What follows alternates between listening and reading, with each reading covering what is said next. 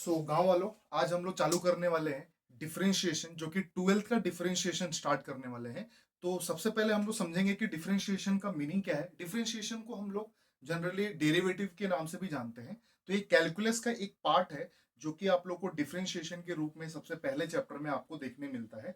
तो डिफरेंशिएशन का मीनिंग क्या है, सबसे पहले हम लोग वो समझेंगे। उसके पहले मैं आपको बता दूं कि बोर्ड में अच्छा खासा इसका वेटेज है, और बोर्ड में हो गया, सीईटी में हो गया, जेई में हो गया, आपके वेरियस एंट्रेंस एग्जाम में, मतलब बहुत बेसिक और बहुत बेसिक प्लस उसका बेस ऐसा चीज क्लियर होना चाहिए आप लोगों को कैलकुलस में।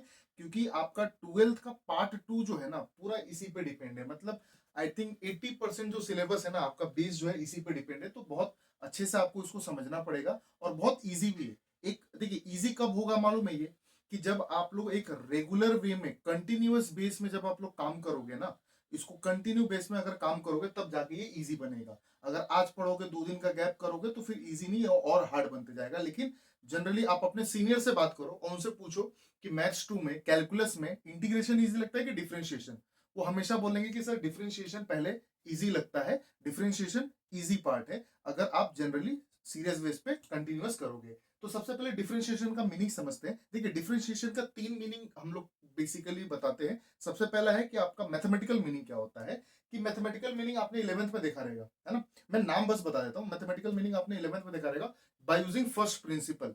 तो लिमिट का फॉर्मूला था फर्स्ट प्रिंसिपल का, उसका यूज करके हम लोग करते हैं। दूसरा आता है ज्योमेट्रिकल मीनिंग, वो आपने 10th में सीखा हुआ है, स्लोप निकालने के लिए, है ना। और आप अभी डिफरेंशिएशन का यूज करके आप जो है स्लोप एप्लीकेशन ऑफ डेरिवेटिव निकालोगे, जो कि y इज इक्वल टू आप लोग tan थीटा यूज करते थे। वही स्लोप, वही जो स्लोप है डेरिवेटिव से भी निकाल सकते हो, वो इसका ज्योमेट्रिकल मीनिंग है।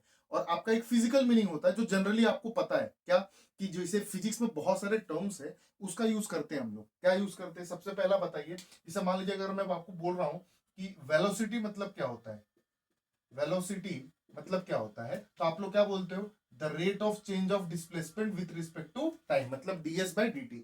तो ये जो d बाई dt जो है ना, ये वाला पार्ट, इसी को बोलते हैं हम लोग differentiation, that is called rate of change. इसी को हम लोग क्या बोलते हैं, रेट ऑफ चेंज। तो डिफरेंशिएशन का जनरली मीनिंग क्या होता है, रेट ऑफ चेंज होता है, जो कि फिजिक्स में आप लोग वेलोसिटी, एक्सीलरेशन, वेरियस टर्म को डिफाइन करने के लिए करते हो। आपको फिजिक्स में पता है हर एक बात जो है समय के हिसाब से चेंज होती है, हर एक चीज जो है समय के हिसाब से चेंज होती है। तो रेट ऑफ चेंज को हम लोग क्या बोलते हैं, डिफरेंशिएशन बोलते हैं। क्लियर है।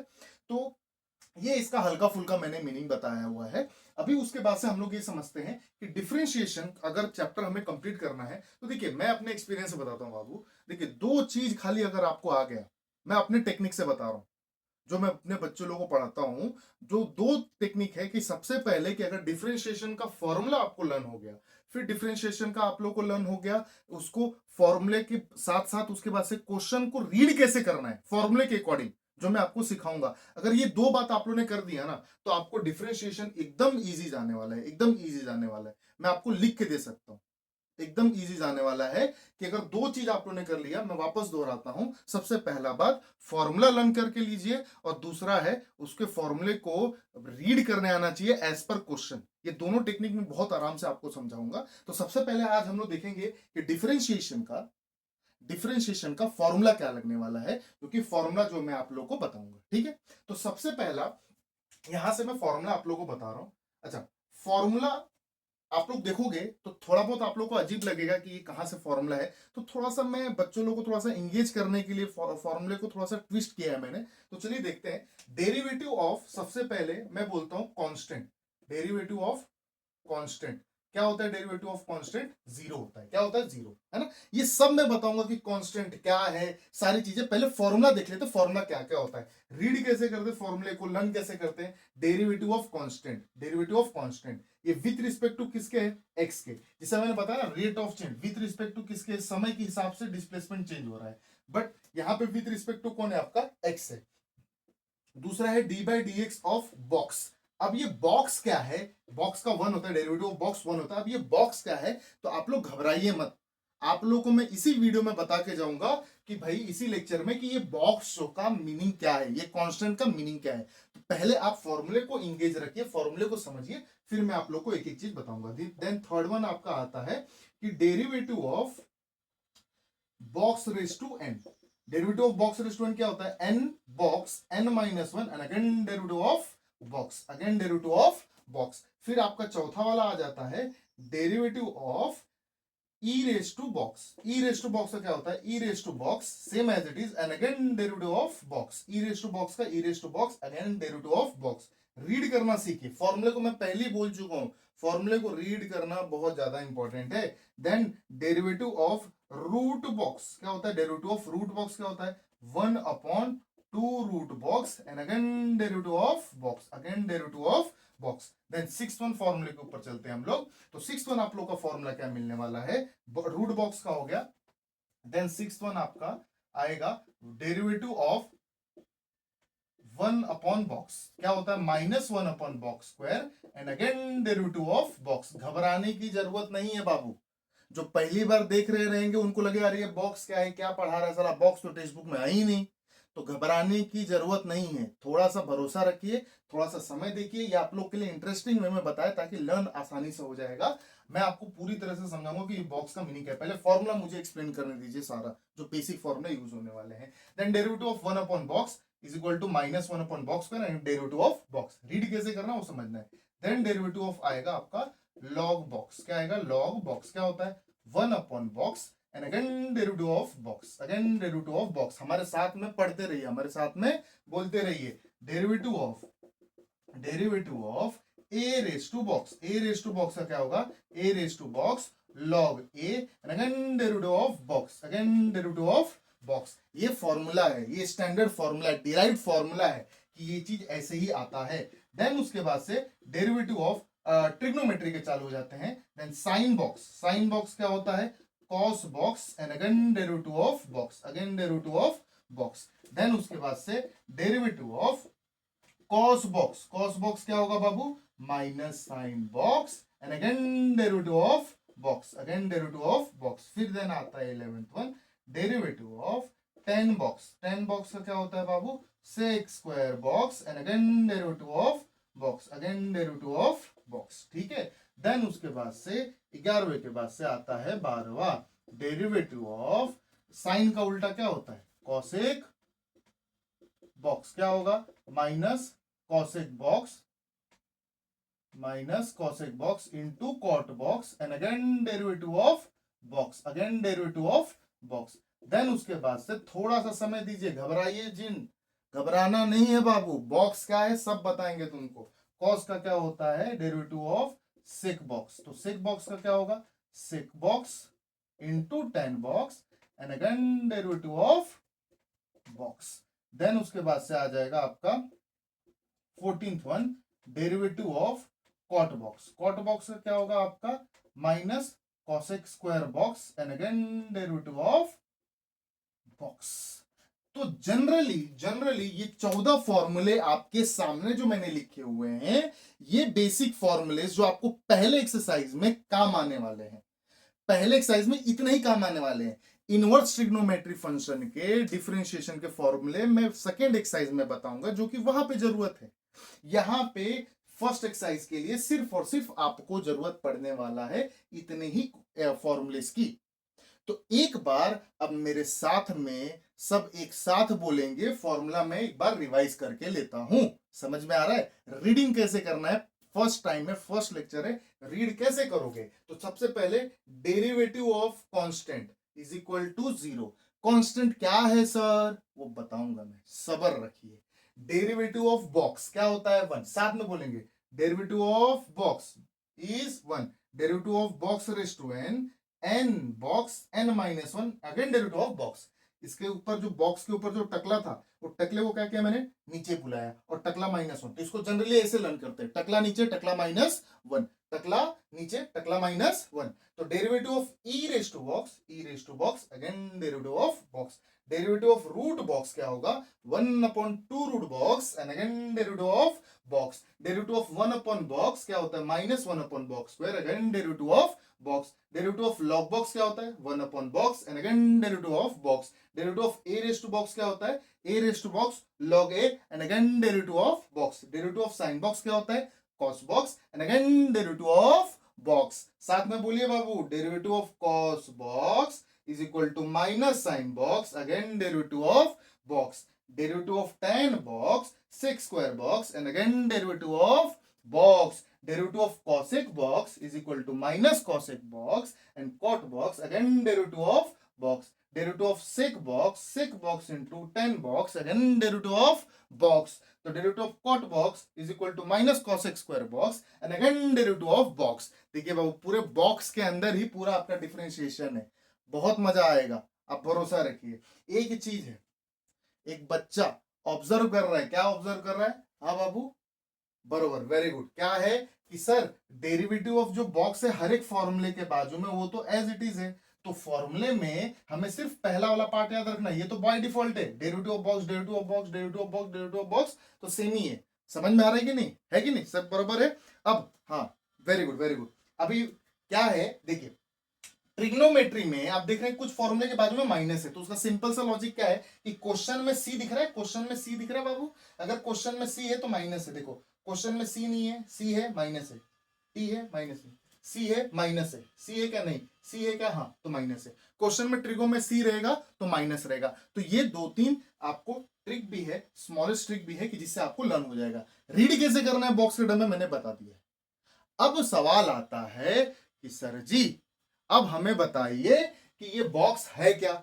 फॉर्मूला तो ऐसा टेक्स्ट बुक में दिया नहीं है. बात तो सही बोल रहे हैं. अब ये जो मैंने बॉक्स लिया हुआ है इसका पर्पस दो है. एक कि दो आपके टेक्स्ट बुक में जाओगे ना तो आप देखना कि आपको फर्स्ट पेज पे या सेकंड पेज पे एक फॉर्मूला दिया हुआ है, दो तीन पेज बाद आपको दूसरा एक और फॉर्मूला दिया हुआ है, बराबर.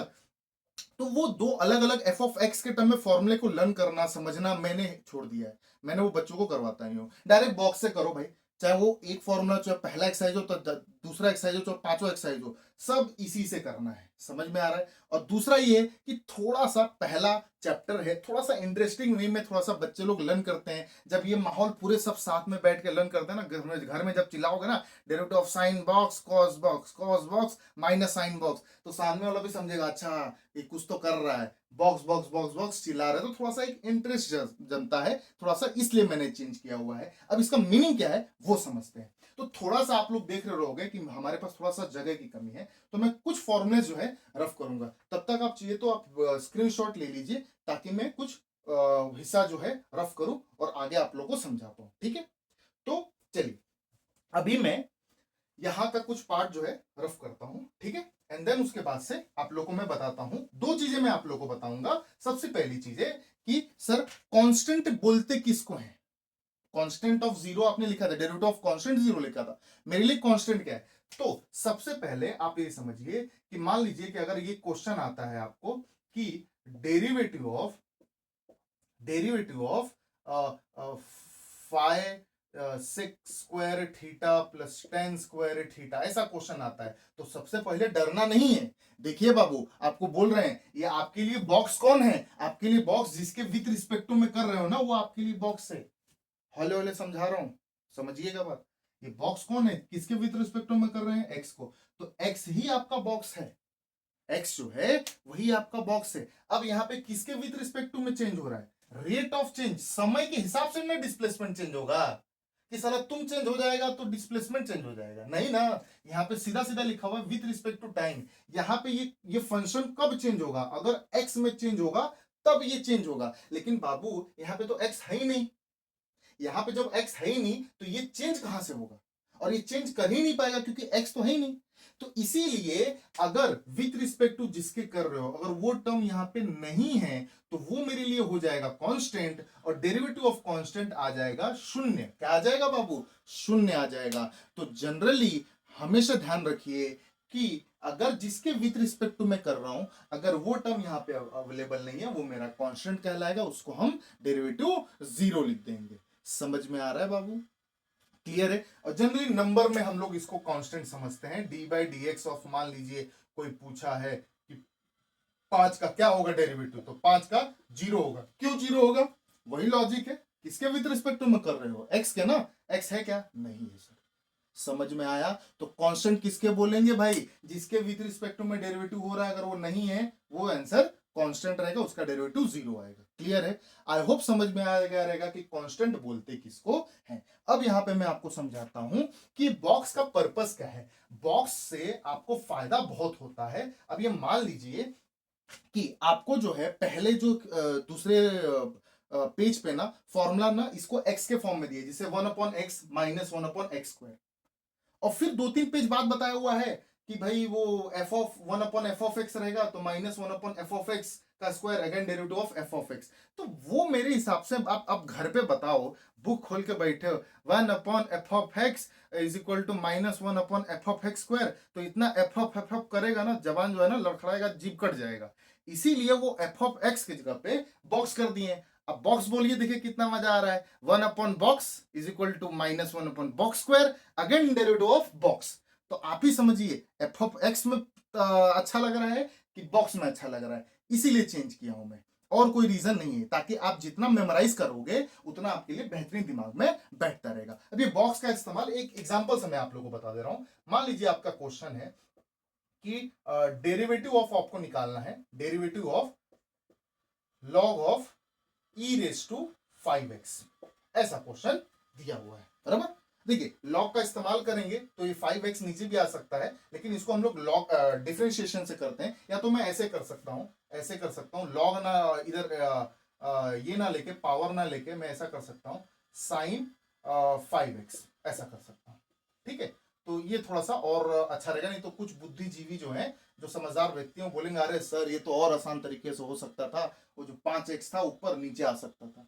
बट वो मुझे अभी नहीं समझाना है, वो क्वेश्चन के अकॉर्डिंग हम लोग समझते रहेंगे। अभी ये बॉक्स का मीनिंग है, तो बॉक्स जो मैंने लर्न करवाया है आपको भी वैसे ही रीड करना है।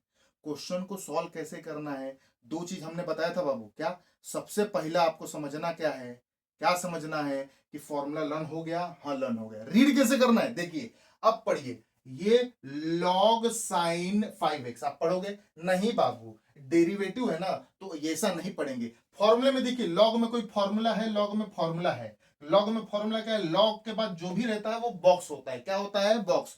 तो क्या पढ़ूंगा? Log box. क्या पढ़ूंगा? Log box. लॉग बॉक्स क्या पढ़ूंगा? Log box. क्या होता है लॉग बॉक्स बाबू? फॉर्मूला जैसा बोलता है एज इट इज करिए। रीड अगर हो गया है फॉर्मूले में, जो ये बोलता है वही लिख दो। क्या बोलता है लॉग बॉक्स? 1/बॉक्स। तो 1/बॉक्स। बॉक्स कौन है बाबू? नहीं पता, पढ़ो, रीड करो, लॉग बॉक्स। बॉक्स किसको बोल रहे हो? साइन 5x को। And again derivative of box. नहीं समझ में आया कि बॉक्स कौन है? वापस से रीड करने का ना, फॉर्मूला है ना लॉग बॉक्स, तो आपका साइन 5x। समझ में आ रहा है? अगेन 1/sin 5x है ना। अब डेरिवेटिव ऑफ, अब देखो नॉर्मली आप इसको रीड करोगे, जनरली रीड करोगे तो क्या बोलेगा आपको? Sign 5x। लेकिन मैं 1000 बार बोल रहा हूं, पूरे चैप्टर में दोहराते रहूंगा ये, जब डेरिवेटिव लिखे तो आप इसको साइन 5x में पढ़िए। आप फॉर्मूले पे देखिए कि साइन का कोई फॉर्मूला है क्या, ढूंढिए ढूंढिए, हाँ है। साइन के बाजू में क्या है? बॉक्स है, तो साइन बॉक्स। साइन बॉक्स क्या होता है? Sine box cos box. Cos box. Box कौन है? हाईलाइटर सब डायरेक्टली लिख दिया। बॉक्स कौन है? Sine box. बॉक्स कौन था इस केस में? 5x था। तो हर एक केस में आपका as per formula box change होता रहता है। आप समझ में आ रही है मेरी बात? तो sine box, cos box, and again derivative of box. कौन था बॉक्स? नहीं पता, भूल गए, ऊपर जाओ रीड करो, sine box 5x। Is that clear? समझ में आ रहा है?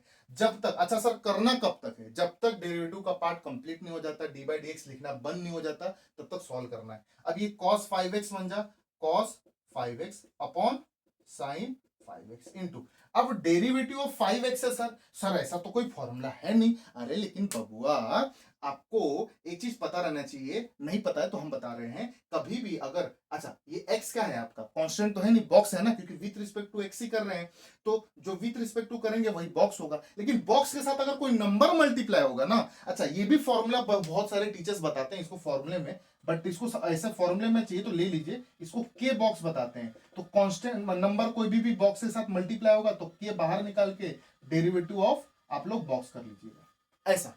तो जो नंबर रहता है वो बाहर निकालिए, और डेरिवेटिव ऑफ क्या हो जाएगा आपका? x मतलब बॉक्स, और डेरिवेटिव ऑफ बॉक्स क्या होता है? 1 होता है बाबू, 1। तो ये क्या हो जाएगा? 1। तो 5 बन जा 5, और cos अपॉन साइन क्या होता है? cot 5x। तो d इसका जो डेरिवेटिव है, मतलब dy/dx क्या आया? 5 cot 5x। तो जनरली अपने मन से मैंने समझ लिया था आपको ये बताने के लिए कि ये बॉक्स का उपयोग किस प्रकार से करना है। तो घबराने की जरूरत नहीं है, अभी लेक्चर को समाप्त करते हैं, अगले लेक्चर में 1.1 के क्वेश्चन हम लोग सॉल्व करेंगे कुछ। तब तक के लिए आपको होमवर्क इस प्रकार का है कि ये फॉर्मूला खाली लर्न करके आइए। गारंटी बोलता हूं अगर फॉर्मूला लर्न कर लिया ना और अगले एक्सरसाइज का सम आपको नहीं समझ में आया तो आप जो बोलेंगे वो करने के लिए तैयार हूं मैं, जो बोलेंगे वो करने के लिए तैयार हूं। खाली बात मानिए, मेरा फॉर्मूला जितने भी 15 14 15 फॉर्मूले है ना, फॉर्मूला आप खाली लर्न करके आइए अगले लेक्चर में। नहीं अगर समझा तो जो बोला वो समझ में आ रहा है, गारंटेड समझ में आएगा। कांस्टेंट का समझ में आ गया होगा, ये समझ में आ गया। अगर ये नहीं भी समझा रहेगा ना तो पूरा सम इसी तरीके से बताएगा मैं, घबराए नहीं, कर लगा, घबरने का नहीं। पूरा सम, पूरा एक्सरसाइज, पूरा चैप्टर इसी तरीके से समझने वाला है। फॉर्मूला, फॉर्मूले को रीड करना, चैप्टर खत्म, गारंटेड में।